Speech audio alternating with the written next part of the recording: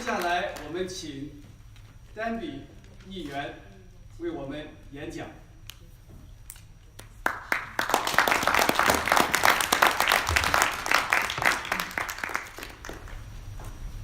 It's going to be translated? Not right. By someone? Yes. Firstly, I would like to thank the Japanese Diet for hosting us here, and I particularly want to thank Dr. Yang and Initiatives China for organising this wonderful gathering of supporters of democracy in China from all the minorities and from all over the world. It's already translated. Oh, it's already translated. Good. Yeah. I've come a long way to be at this conference, and I'm really glad that I did. I think to see all of the people from East Turkestan, Inner Mongolia, Taiwan, Hong Kong, from Tibet, my dear friends from Tibet, and all Democrats, Chinese origin, here in Japan, trying to see that universal human rights and democratic rights are extended to all people.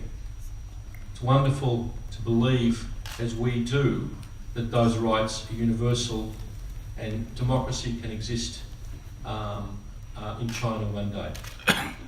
China is an ancient civilization, a civilization that we all respect. It's wonderful to hear of Dr. Ilham Tokti's understanding, just like the Dalai Lama, that one would like to work with the Chinese people. As you said, not against the Chinese people, against some of the policies of their government, just as Mr. Mandela and many other people who struggle for justice expressed.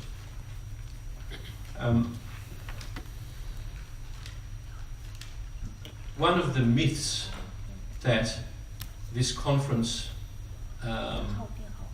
undermines, that exists all around the world, that you often hear in industrialised countries, is that China and democracy do not go together. Of course that's not true.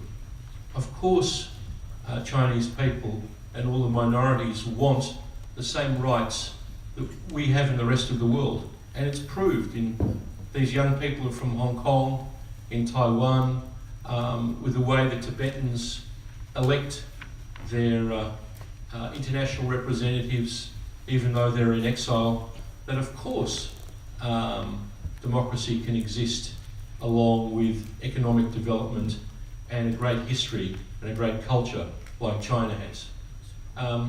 So we're here sitting in Tokyo at this wonderful conference organised by Initiatives for China, and we shouldn't believe that maybe next year there won't be a dramatic breakthrough where all of the democratic values that we express here are not shared in Beijing and Shanghai and all of the great cities of China.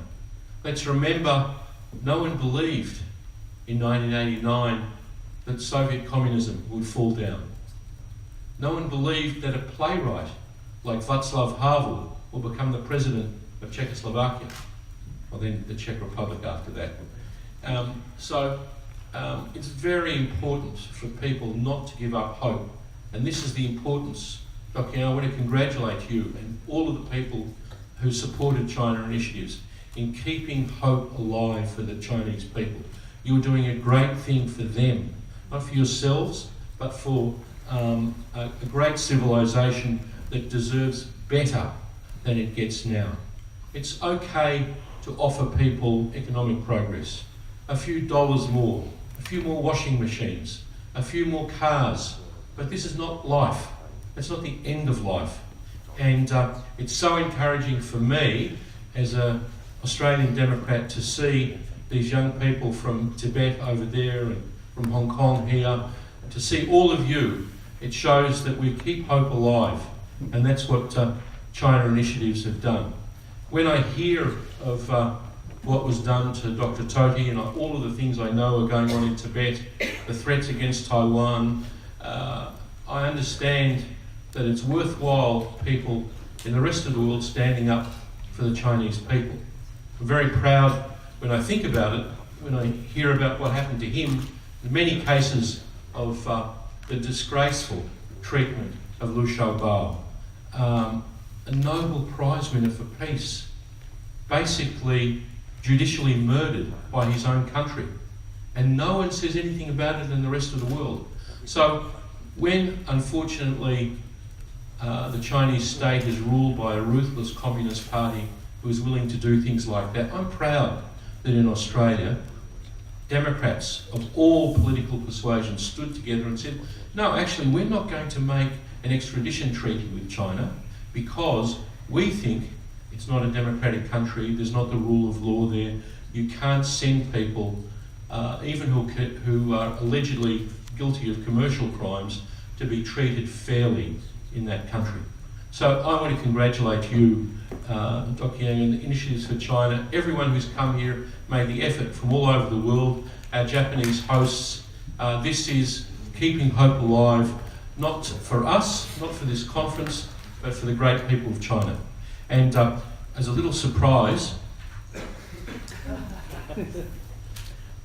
I want to ask you to come up, Dr. Yang, and I want to present you with something from Australia, from me, as appreciation of many of the delegates here of your efforts in this conference.